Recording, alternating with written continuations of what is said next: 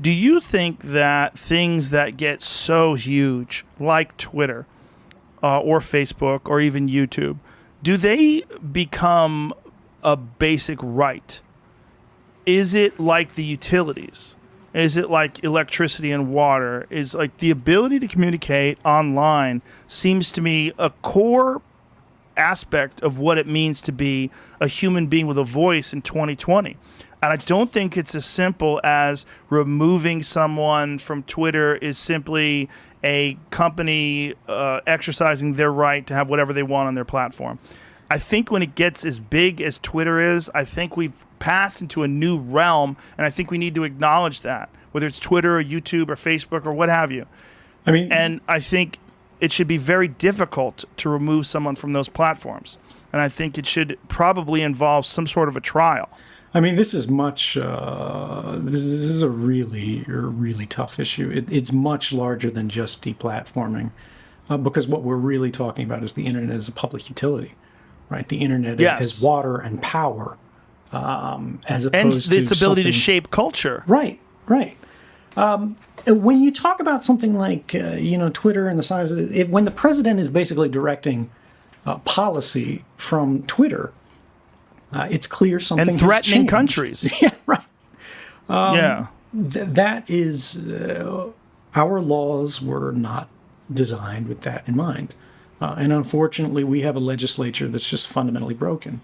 This gets back to the electoral system, which you talked about earlier. Most countries in the world have a wide swath of parties. They're not this two-party binary system where it's just two groups, largely neo-corporatist groups that are just handing power back and forth. The president changes, but the actual lawmakers, the actual structure behind the president, the advisors, are largely from the same cohorts. We don't have that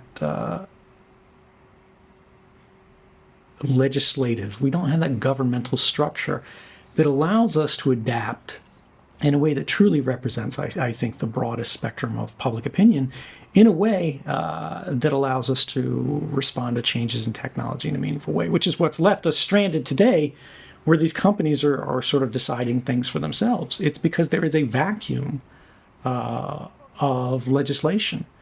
Now, there's a question of, do we want legislation? People on different spectrums, from authoritarian to libertarian here, will go, we want lots of legislation, we want no legislation. But there is a push, and there has been a push in Congress for years, actually since the 90s, with the Communications Decency Act and the first crypto war, where the government was treating the ability to encrypt your communications to make them secret or private as you communicate with people online. They were treating that as a weapon and saying you couldn't export this code without getting a license from the government and all kinds of craziness. But the Communications Decency Act, the idea that there would be obscenity regulations, some years ago you may remember a scandal involving Backpage, which was like a variant of Craigslist that had a lot of prostitution ads on it. Government has been trying more and more to say these kind of things can be done on the internet, these kind of things can be said on the internet, these kind of things can't be said on the internet.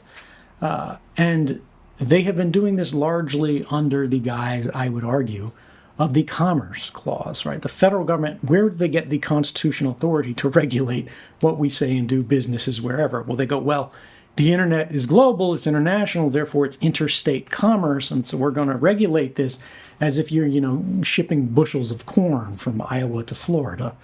But it's a little bit different than that. And I think what we need to recognize is that the internet is a utility. And people, individuals, and corporate entities should be criminally liable for the things that they do online. That means if they have caused enough harm that you're willing to put them in prison, they've stolen from someone, they have destroyed some piece of infrastructure, they have caused harm to someone, somebody died or they plotted a murder or whatever, you take them through the courts, you try them on this. The jury considers what they did, they consider why they did it, they consider the evidence. And then you let the trial system, the traditional system that we've had for thousands of years, work this kind of stuff out, or at least hundreds of years.